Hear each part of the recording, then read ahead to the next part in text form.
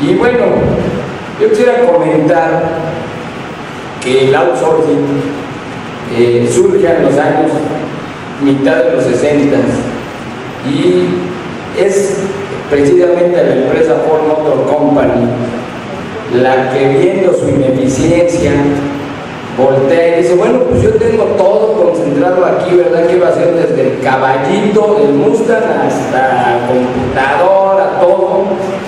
Y de repente, como alguien ya lo dijo por aquí, se dan cuenta que no son buenos para todo, ni saben hacer todo. Y empieza realmente un crecimiento a nivel horizontal. Y pues, el outsourcing no es otra cosa más que buscar un recurso externo que sea mejor y que nos dé competitividad. Yo creo que de eso nadie podemos negar que es absolutamente bueno. Ya se habló aquí muchísimo de que se abusó en México. Desgraciadamente vemos muchos esquemas dolosos, como en las cooperativas, las sociedades civiles, algunos sindicatos que se prestan a que, bueno, pues tú págalo todo vía el sindicato, vía la sociedad civil, vía la cooperativa y defrauda todo, sobre todo a nuestros trabajadores. Entonces, nos parece, a mí en lo personal, me parece adecuada que haya habido una regulación para evitar este abuso.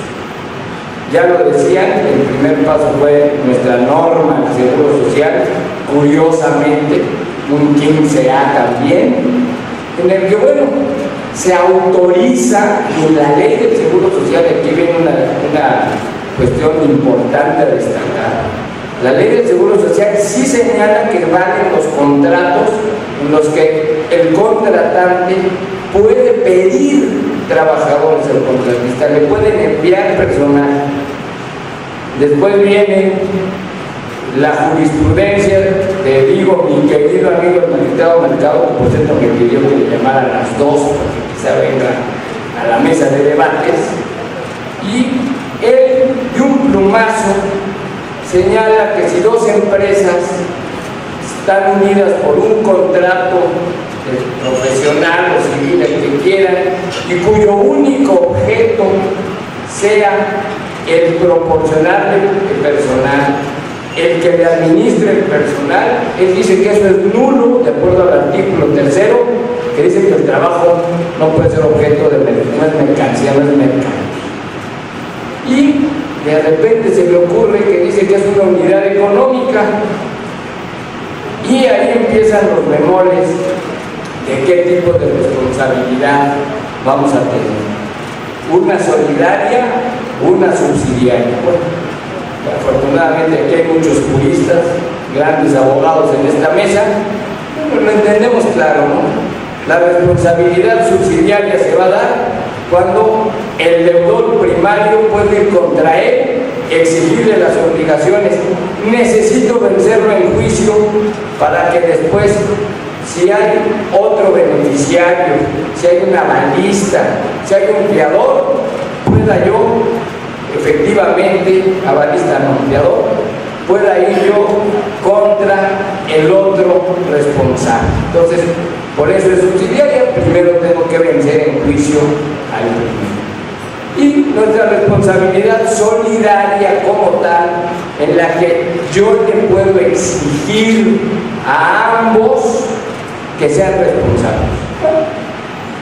Siendo así las cosas, en la reforma al seguro social, lo primero que vemos y que deriva de nuestra Ley Federal de Trabajo, y es una verdadera alegría cómo se logró en nuestra Ley Federal de Trabajo, iniciamos con el intermediario, y el intermediario nos dice la ley que va a ser patrón cuando tenga los elementos propios y suficientes y sea una empresa constituida. Entonces dice la ley, te puedes poner como quieras, pero vas a ser el patrón. ¿Qué es el patrón? Es el responsable de las obligaciones, de todas las obligaciones. Entonces debemos de tener primero muy claro que el intermediario es patrón y va a tener todas las obligaciones. Y dice la ley, salvo que tu intermediario no seas empresa constituida y no tenga los elementos propios y suficientes, entonces el beneficiario de los servicios va a tener una responsabilidad solidaria. ¿Qué quiere decir? Que tanto el intermediario como el beneficiario van a responder de todas las obligaciones frente al trabajador. Figura que ya lo decía aquí mi querido Hugo, nos parecía prístina, nos parece una figura clarísima, y que bueno, pues aquí hay muchos presidentes de junta que han condenado con su firma a muchísimos responsables solidarios derivados de resoluciones de economía. Magnífico. Y entonces necesitamos ver la diferencia de fondo intrínseca entre esta intermediación y ahora nuestra subcontratación. Desde mi punto de vista, en cualquier tipo de contrato, en cualquier, sea de construcción, sea de venta de sillas, sea de proporcional o personal, vamos a tener la posibilidad de que si el intermediario, contratista, como le quieran llamar, no tiene elementos propios y suficientes, ambos van a tener una responsabilidad solidaria. Entonces tenemos que ir al 15A, que ya nuestros amigos lo definieron. Yo quisiera decir, ¿cuál es el verdadero fondo de la subcontratación? Y el artículo al final lo dice: que el contratante supervise y dirija los servicios y los productos y los trabajos que se le van a emplear. Esta es mi opinión. Si no hay esa dirección, si no hay esa supervisión, si no hay esa capacitación o ese manipular a los trabajadores, porque finalmente nuestra relación de trabajo es la subordinación. Si de ahí se entiende de ese contrato y de la vida propia de esa relación, que el contratante es el que supervise y dirija, vamos a caer en la subcontratación, que la ley no la prohíbe. La ley precisamente la está regulando. Yo quisiera pedirle a mi querido presidente que como primer criterio importante de esta Junta pudiéramos tomar en cuenta que si el contrato no dirige y supervise el contratante, no hay subcontratación. Si de la relación que existe entre el contratante y el contratista se desprende que el contratante no dirige y supervisa, no hay subcontratación. Y me parece que ese debe ser uno de los primeros puntos de criterio que debemos de tomar. Entonces, vamos a decir, la ley está permitiendo totalmente la subcontratación, no la estamos satanizando, pero dice que debemos de cumplir con los otros 3 candados que dicen: primero, no puedes tener a todos los trabajadores en el outsourcing.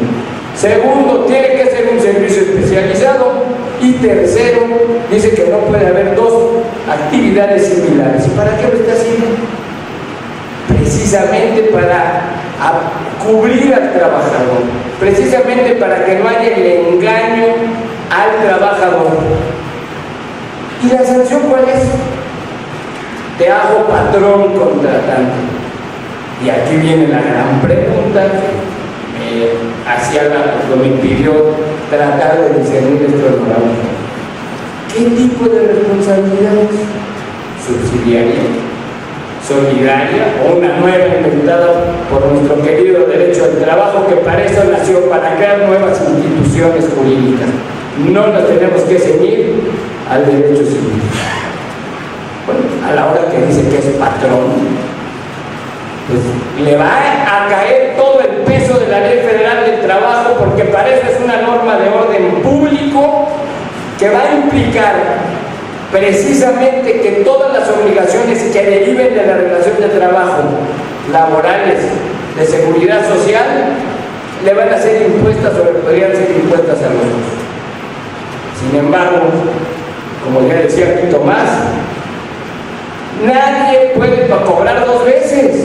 No se le puede imponer la misma obligación a 2 personas si una ya cumplió. Entonces, desde mi punto de vista, si el contratista, y fíjense ustedes lo interesante de la definición que hace la ley, dice que es un patrón. Al momento que lo hace patrón, deja de ser intermediario porque se considera que tiene los elementos propios y suficientes. En esta subcontratación no vamos a tener lo que existe en la intermediación, que es cuando el intermediario carece de los elementos propios y suficientes, se hacen los dos responsables solidarios. Para mí, una de las grandes diferencias aquí en la subcontratación es que aún teniendo el subcontratista elementos propios y suficientes, se le va a poder considerar patrón al contratante si no cumple con los tres requisitos. Entonces, vamos a tener que ver qué efectos tiene.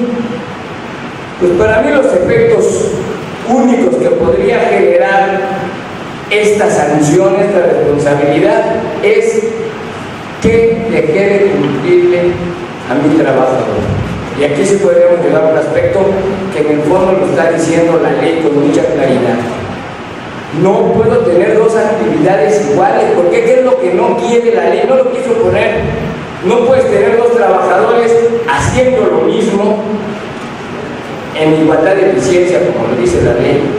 Yo no puedo tener un trabajador vestido de azul que trabaja para la empresa contratante y uno de verde que hacen exactamente lo mismo y uno le pague 100 pesos y otro le pague 500. Eso es lo que está prohibiendo la ley. Entonces me parece que el trabajador de la subcontratista, si voltea y ve que el de azul gana 300 pesos más y hacen lo mismo en igualdad de eficiencia, van a tener el derecho de pedir que se le igualen sus condiciones, porque ya no estamos dentro de los artículos 14, 15 y 6, que habla que cuando una empresa exclusivamente trabaja para otra, siempre y cuando la que presta los servicios carezca de elementos propios y suficientes. Entonces, en mi manera de ver, la responsabilidad sí es solidaria, pero siempre y cuando sean... Yo tenía los temas, así que voy a seguir rápidamente con el otro, porque a mí malo me puede hablar de dos temas. Entonces, simplemente quisiera yo la primera parte del tema que me asignaron. Yo veo dos grandes diferencias. Los artículos de la intermediación, que van a ir contra cualquier tipo de contrato siempre y cuando el contratista o el intermediario, para ser más claros, carezca de elementos propios y suficientes. Vamos a tener una responsabilidad que en principio era subsidiaria y que se convierte en solidaria ante el incumplimiento. Y en este nuevo artículo 15A, desde mi perspectiva, la sanción, porque es una sanción, a faltar a los tres candados que puso la ley, conllevan a una responsabilidad solidaria que jamás podrá ir tampoco más allá de las obligaciones del patrón. Puede ser de los dos, porque si el contratante paga más salarios, de mi manera de ver, el trabajador no puede pagar. Pero siempre y cuando haya subcontratación, si no se dirige y supervisa por parte del contratante, no habrá supervisión. Y rápidamente, porque me lo pidió así la única dama del podio, es hablar de casos de éxito del outsourcing. Y bueno, está satanizado donde ustedes lo quieran. Afortunadamente, como dijo alguien en este mismo lugar, hay outsourcing bueno y malo como el colesterol.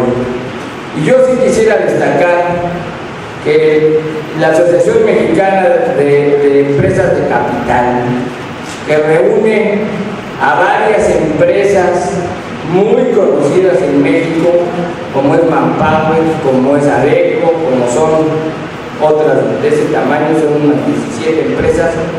Lo primero que han hecho es un código de ética muy importante, en donde le exigen a cualquiera de los miembros que están ahí que paguen correctamente su seguridad social.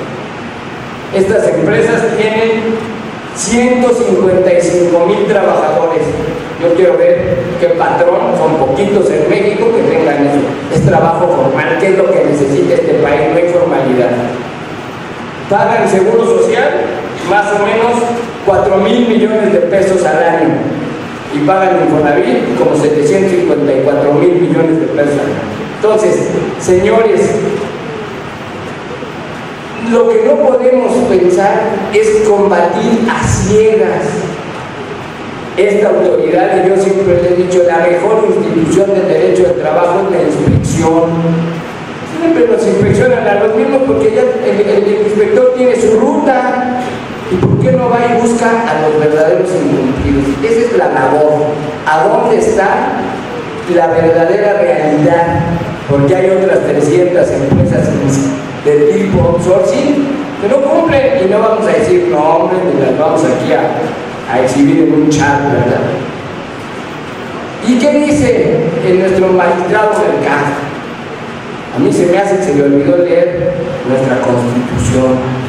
El artículo 123, apartado A, en su fracción 25, dice con toda claridad que se permite la colocación de trabajadores y pone como única prohibición que no se le cobre nada al trabajador.